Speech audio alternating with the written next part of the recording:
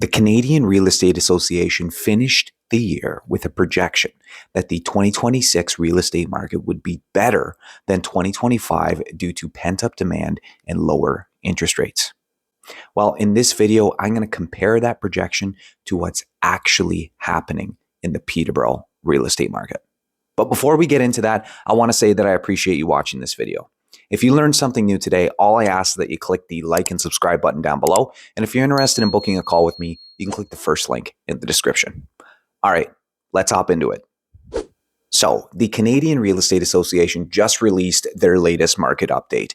And in that market update, they forecasted that the 2026 real estate market would see more activity. And this was due to pent-up demand and lower interest rates, and the Bank of Canada finally announcing they're done with their rate changes. Now, the Canadian Real Estate Association might be right. Only time will tell. But it's important to note that this is a national forecast and not necessarily true for your particular real estate market. You see, the problem with a national forecast is that Canada doesn't have one real estate market. Toronto isn't the same as Peterborough, and Peterborough isn't even the same as the Kawarthas. Markets vary regionally, and although interest rate certainty is great for buyer confidence, local supply and demand dynamics require you to actually look at what's happening on the street.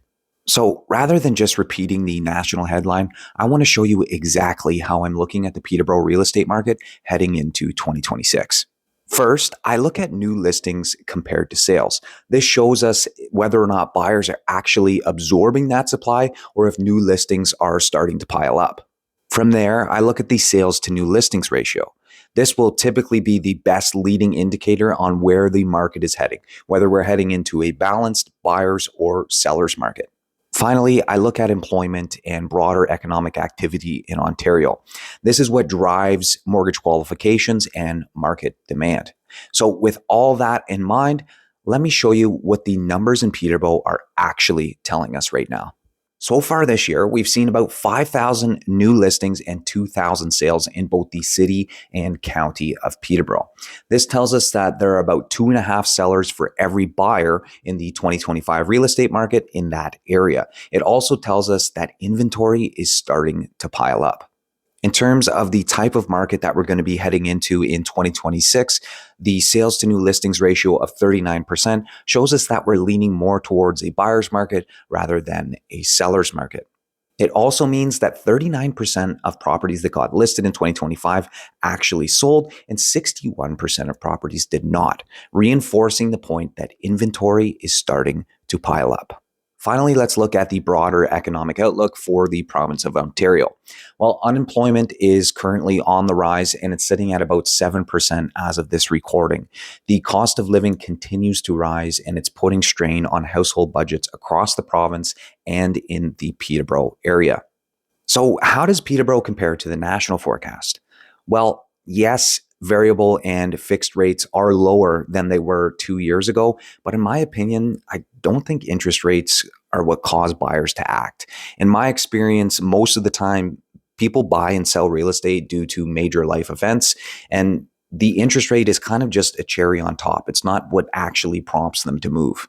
However, if those lower rates do prompt more activity in 2026 in the Peterborough area, I think that we will head more into a balanced market like we saw in 2024.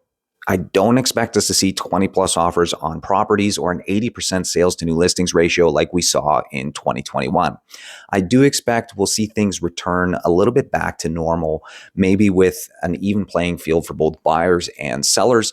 Buyers getting conditions on properties like finance and home inspection, and properties selling for their asking price or maybe slightly below. Well, that's all for me. I hope you liked this video and I hope you learned something new about the Peterborough real estate market. And I'm curious, what do you think is going to happen in your local real estate market in 2026? Drop a comment below and let me know. And if you did like this video and you're an investment property owner, you might like the video I made on what Ontario's Bill 60 means for you as a landlord. Click here to check it out. Talk soon.